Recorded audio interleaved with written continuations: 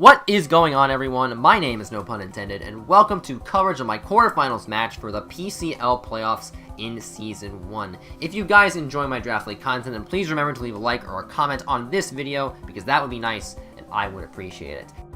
Anyway, today's game is against JB Westside, the coach of the Colorado Bouffalants. We played him in Week 6. Our rosters are the same from that game. There's not really a lot to talk about. Only one Mon changed from this entire matchup between Week 6 and this playoff game, and that is the Meganium, which James brought in place of his Necrozma. And I know I called Meganium an Unmon in that video originally. Apparently he must have heard that and wanted to prove something. But there's not going to be a team builder for today. My squad is very much the same as it was in that Week 6 game. There's a few minor tweaks I made to a couple of movesets, but nothing major. I do want to wish good luck to JB and let the battle begin. I decided to lead off with my Rotom Mow because based on the way that JB played around it in the last matchup we had, he didn't seem to have very many good switch-ins for it. His only electric immunity is Donphan, and basically the only mon of his 6 that I would kind of fear with the Rotom lead, it would be his Chandelure. But he does lead with the Donphan. I can immediately threaten the Grass move, but there's no way I'm going to click it first turn because he has quite a few Grass resists. So instead, I'm going to reveal my Rotom's gimmick on the first turn, setting up the Reflect, and considering I'm such a whore for screens, I guess that's not too surprising that I would have that. He does switch into the Meganium, though. Now, when Meganium does resist both of my stab moves, that doesn't give me a very good idea as to what kind of set it is. I mean, it's probably bulky because Meganium has a very hard time running an offensive set unless it's like Swords Dance. But I decided to switch out here. I go into my Aegislash because I figure the Meganium can't really touch my Aegislash with most of its moves. And he's actually going to miss a Dragon Tail right here, but that still doesn't give me a ton of information as to what the Meganium is. However, the fact that he goes for Leech Seed on the next turn gives me quite a bit of information. This thing is probably defensive. I am going to go for a Shadow Ball, and it actually does a decent chunk to the Meganium, even considering that it is running a defensive set. But Meganium is going to be able to heal off some of that damage it took. Ultimately, though, now that the Meganium has gone for the Leech Seed, it really can't do a whole ton to Aegislash, and I can threaten out another attack against it. So he's going to switch into a Suicune, no surprise there. However, I double into Lando, thinking that he might pivot into either the Donphan or the Chandelure on my Aegislash, and thus I can get a nice switch in there. Ultimately, that was a bad read by me, and so I just kind of have to go back out of my Landorus and instead bring in my Aegislash again to handle the Suicune. Because I am mostly a special attacking set, and if he goes for Toxic, like I was thinking he might have, the Aegislash is immune to that. The only reason I thought about Toxic as a set was because I played in a mock-up a couple weeks prior where I was a Rotom Mow against the Suicune, and Toxic Suicune kind of actually beat my Rotom Mow set. And before you ask, no, I didn't mock for this game weeks before I knew it was happening. It was a mock for somebody else. I'm not psychic or anything. But on this turn, I am going to elect to stay in here because my Aegislash is a more special attacking variant, so it's not afraid of a Skull Burn from Suicune, which he doesn't even get here. And I can just throw off a Shadow Ball into him. I do snag a crit and a special defense drop, which is really fortunate for me because that gives me reason to stay on my Aegislash if I want to. However, the double hacks does give him reason to switch out. He's going to go into his Donphan. Unfortunately, it does take quite a bit of damage from the Shadow Ball, like over half, so probably not an Assault Vest variant, all things considered. But it still is a very threatening Pokemon to me, because there's a very good chance it outspeeds me since I am running minus speed nature. And not wanting to take an Earthquake or risking getting rocks on my King Shield, I am going to switch out directly into my Landorus to threaten him. However, he pulls with double, goes into his Mega Mawile, which is still a fine matchup for me because Landorus does outspeed the Mega Mawile and can hit it with an Earthquake. Then again, though, Earthquake is a very obvious play for me, and JB is going to make the read on that. He goes hard Salamence, and I'm beginning to think that maybe I should have put Rockium Z as my item rather than Groundium Z, because that would allow me to at least hit the Salamence a bit harder and would do decent damage to both the Chandelure and the Meganium. I'm starting to realize in my post-commentary that maybe using Landorus as my way to batter Suicune wasn't the best idea, and I should really just stop trying to do something like that. Mons like my Greninja are certainly better at handling a Suicune, but I guess I felt as though that I was willing to break the Focus Sash in order to get health on Mence, and he actually reveals that he's running Hidden Power Ice on the Mence, which means that my Landorus isn't as safe as a switch-in as I would like it to be. So that's going to make things a little bit awkward for me. However, I can also make the battle a bit awkward for him too, as I'm going to set up my T-Spikes on the incoming Suicune, and this is fantastic, because yet again, he has no ground and poison type, and his only hazard removal is with Donphan. Possibly the Mence of it is Defog, but he didn't run Defog the last time, and I'm assuming that the Donphan is his dedicated hazard remover, because that's one of the few things that Donphan can do very well. Anyway, I am going to taunt the Suicune as he tries to Toxic me. It's a good thing that this Suicune was a more defensive set than the one he brought in our regular season meeting, because it's basically going to stop it from trying to recover its HP using Rest, and that's very nice when I'm going to be trying to wear it down using Toxic Spikes. but because I did manage to taunt the Suicune, I can get up another layer, and the best move he can possibly hit me with is the Scald, which I resist, meaning it won't be doing very much damage. He does get the burn here, but as long as I can keep the Toxic Spikes up on his side of the field, my plan will be put into place, and it will be very effective at putting Mons within the damage range for my offense to reliably kill it. But I don't want Greninja to stay in, because the best thing I can do against this Suicune is just fire off Dark Pulses, and I am going to get worn down by Scald plus Burn. Plus, with Speed on Greninja is very important, so instead I'm going to switch into my Rotom. I don't anticipate him to double Toxic here, but he actually instead pulls the switch into his Meganium. I can't blame him for that. Meganium definitely has the qualities that allow it to punish my Greninja hard, even though it is a lower end tier 5. But I know that I will be able to get up screens on the Meganium because it is a relatively passive Pokemon, unless it sets up that Swords Dance, which I still don't believe he has, because Leech Seed, Dragon Tail, Swords Dance is a very awkward set to bring. Anyway, he's going to switch into his Mega Mawile as I put up a light screen. Kind of regret not putting up the Reflect because this Mawile is going to be a bit of a pain to switch into. But I don't want my Rotom to stay in and take either a Play Rough or a knockoff from the Mawile, because I value its health in order to continually set up screens, which will allow me to play with my offensive Mons more recklessly. And I'm going to go into my Seismitoad. I know it can take an Energy Ball even if I didn't have a light screen up, and now that it is up, Seismitoad would take almost nothing from the attack, and I can potentially get up my rocks here if I choose to do so. However, I am just going to directly attack the Chandler because I know Shandy is a threat, and he makes the proper play, goes into the Meganium, who resists the attack, and immediately threatens me out because, well, it's a grass type, it does that sort of thing. I'm willing to burn my Rindo Berry to kill Chandelure, but not so much Meganium because I don't view it as a mon that can really pressure my team all that much, especially when I have my Aegislash around. Aegislash has walled plenty of scarier mons than Meganium. He will be able to get off an Aromatherapy on this turn, but as long as I can keep the Toxic Spikes up on his side of the field, that's not going to have too big of an impact on the game. I just need to keep doing the same thing that I have been doing all season. Continue to apply offensive pressure on his team. If I can do that and his mons are at very low ranges of health, then my offense is just in a much easier position to get out of. He's going to switch into the Salamence. I probably should have predicted that and gone for Toxic, but I had a feeling that maybe he goes into Chandelure, although that's kind of stupid because Shandy wouldn't take a Shadow Ball if I went for it. Anticipating Salamence, I should have just gone for the Toxic here because it is a mon in the air. It's not affected by the T-Spikes. A bit of a misread on my part. Now I have to worry about an Earthquake while I'm in my Blade form, so I switch out. The problem is that I don't know what kind of moveset the Salamence has. I know at the very least it has HP Ice, but there's nothing else terribly obvious about it. So instead I make a bit more of a middle ground play by swapping into my Seismitoad, anticipating either Earthquake or one of those two moves, and he does just click the Earthquake, but Seismitoad is a pretty bulky boy, so it only takes a chunk as opposed to a bite. And as I'm about to tell you, I do love me some arbitrary measurements. But what I'm actually going to do here is switch out into my Landorus, anticipating him not wanting to click Hidden Power Ice at this time. Because I figured you don't click an Ice-type move against Seismitoad, and to his credit, he doesn't. But he has Toxic, and this is going to limit my Landorus' longevity. Now, it's not necessarily a deal breaker. My Lando has been Toxic before, and still managed to get a ton of kills, even while it has been Toxic. But I need to find a very proper time to set up. And I'm not sure that the Mence is a mon that I want to do that against, just because it can also set up on me if he's a Dragon Dance set. So instead, I'm going to pull a switch into my Greninja. If he had actually Dragon Danced here, that could have been quite problematic. I would have had to sack Greninja, but instead he just goes for HP Ice. But this means that my Landorus can't set up against the Mence. It basically confirms that right here, because Lando does not take Hidden Power Ice from Mence. It's got very good base stats on its own, and I have to assume its special attack is pretty high at the same time.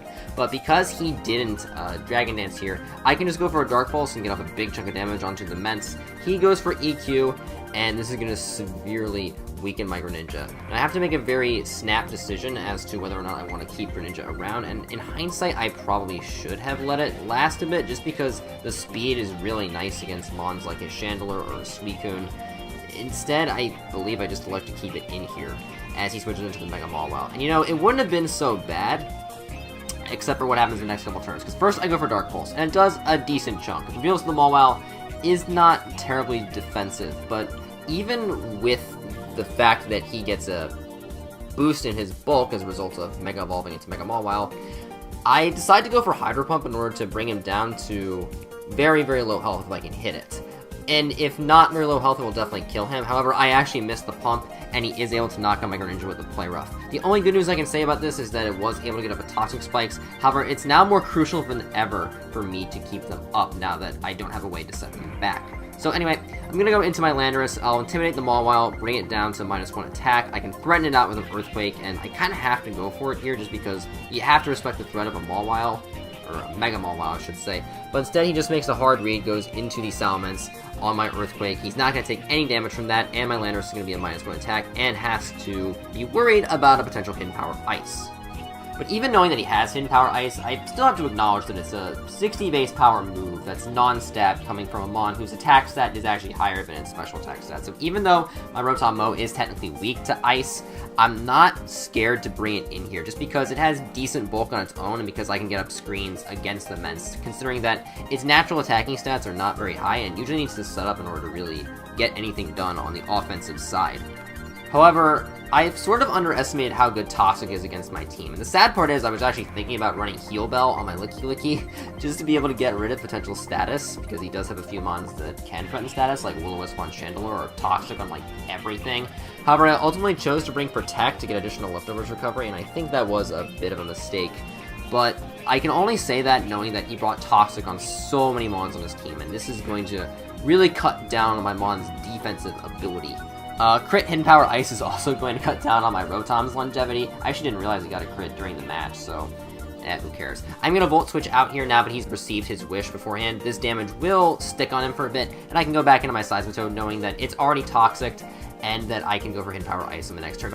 However, I don't have my Stealth Rocks up on his side of the field yet, and I feel as though they're very valuable considering that he still has the Salamence and the Chandelure, and both those mons are given free reign to switch in multiple times during the game if I don't get up rocks, and I really felt as though he would switch out of the Salamence here, but instead he stays in a Toxics.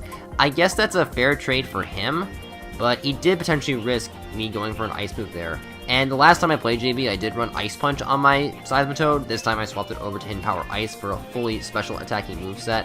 So if I had gone for that, I don't think it would have killed Mence because it's pretty naturally bulky, but it would have done a ton of damage, and if I'd gotten up rocks later, he would have been doomed. But instead, it's going to be me who suffers over these next few turns. JB brings in his Donphan here, and I actually went for Toxic. This was a big mistake on my part, just because the only mon that would get affected by Toxic that isn't affected by T-Spikes is the Mence in itself, and Hidden Power Ice would do a ton of damage to it anyways, so Hidden Power Ice would have had more of an effect on any of JB's mons, and unfortunately my mistake on this turn is going to get way, way worse by the mistake I make on the next turn. And I'm going to be completely honest, this is where I think I lost the game. I feel like I can spoil it right now, I'm not going to be able to win. This turn sealed my fate and ended my PCL season. I'm going to stay in with Seismitoad and choose to Earth Power Donphan, but he lives on like 2 HP, he's able to get off the Rapid Spin, and I lose my Stealth Rocks as well as my 2 layers of Toxic Spikes. And considering how many resources I had to burn just to get up those entry hazards, him being able to remove them with a single attack is just so soul-crushing. I needed those entry hazards on the field to chip Chandelure and Salamence immediately on the switch-in, as well as to Toxic his Meganium and his Suicune. That was my game plan. That was how I prepped for JB. Without the Toxic Spikes and without the Stealth Rocks, I basically realized that I have no chance to win. And the sad part is, there wasn't out for me when he went into the Donphan. If I had switched in my Aegislash on the Rapid Spin, I could have blocked it and kept my hazards on the field. His Donphan would have continued to take damage from the poison. I could have gone for King Shield in order to stall it a few more turns. And either way, once Donphan goes down, he has no hazard removal because he's already revealed most of his Salamence's moveset to me. And losing with Toxic Spikes and the Stealth Rocks is just... I'm gonna be honest, it makes me not want to commentate on the rest of this game. I could talk about specific plays like Landorus coming in on Chandelure, and then he switches into Salamence, predicting Earthquake, and I can't go for the Z move because it shows the ground one over the rock one, but basically, I think what happened in this game overall was that I got a bit too cautious. I played too safe. And that's not how I've played this season. I've played aggressively. I've used moves that I know that even if my opponent goes into the best possible switch-in, it'll still do damage. And in this game, I was very reliant on, say, ground-type moves when he had a Salamence and a Meganium. I was very reliant on Electro-type moves when he had a Donphan. I was very reliant on plays that had a very clear drawback, and yet I went with them anyway. I lost my Greninja when the Salmon stayed in and attacked me. I lost my Sizoto when the Chandler went for an Energy Ball when I was below half my health. I lose my Mawile here on the Sucker Punch. As I got toxic to death, I was no longer able to survive it because Landorus got too low. And basically, I put a lot of impetus on Licky to win the game because Licky did so well in the previous matchup, and I had a better moveset, at least I thought I had a better moveset at the time, because I replaced Hammer Arm and Knockoff with Earthquake. But in this case, it didn't matter, because Licky was never designed to be an endgame sweeper, and I treated it like it was. I think after letting those entry hazards leave the field, I kinda got a bit demoralized, and that may have influenced the fact that I played pretty suboptimally this entire game at this point. But there's really not a lot for me to even go off here. I'm sorry to be kinda sad about what happened here, because I'm not actually sad or anything. It's just what happens when you play Pokemon. I feel like I've undergone quite a bit of growth this season, and maybe this isn't the best end result, or at least the one that I was hoping for, but it shouldn't discount the games that I played before, the effort that I put into the teams before. And to me, it's not going to do that, because recently, I haven't been having some very good Draft League seasons. This is the first time in a while that I've even been in a position to get a #1 seed, to get the best record in the regular season. And I'm not going to let one bad game dilute that experience. But in case you're wondering what's happening in this game, his fat is wearing down my offense, and there's not a lot I can do about it. I mentioned that Suicune was the worst possible matchup for any Pokemon that my team could face off against, and Suicune kind of came to fruition here just because it's able to continuously fire off Scalds. I have to kind of just go for damage on it with my Aegislash. I could have gone for Destiny Bond, but because Suicune outspeeds it, it's a bit of a flawed plan in that he can just, well, you can just go for Toxic and it won't do anything, and then I just go for Shadow Ball, and he's gaining Leftovers Recovery after that, and what am I even doing with my life? And I put all of my faith into a Mon with 50 base speed against a team that all of the Mons remaining have over 50 base speed. This was not a good plan. It wasn't a good plan. I can acknowledge that. It was not a good plan. And all I can do is take it into account for next time. Don't rely on a Mon for 50 base speed to be your win condition, unless it's as bulky as Aegislash is. Although Aegi has 60 base speed, so even that's at least a little bit better. But there were definitely a few things on JB's team that Licky couldn't handle, like the Rocky Helmet on the Meganium that forced me to take an additional 17%. Chandler is way too powerful for even Licky to take a hit from. And I actually go for Facade, breaking him to double into Salamence, anticipating me to go for Earthquake, even though I didn't have Earthquake in the last matchup and I haven't revealed Earthquake yet. I was going for a Hail Mary. I didn't get it. I lost 3-0. We're out of PCL Season 1, and I don't care. But it's certainly been an eye-opening experience for me. It's taught me that, yes, I can play Draft League well. It's told me, yes, I can upload Draft League when I'm playing well.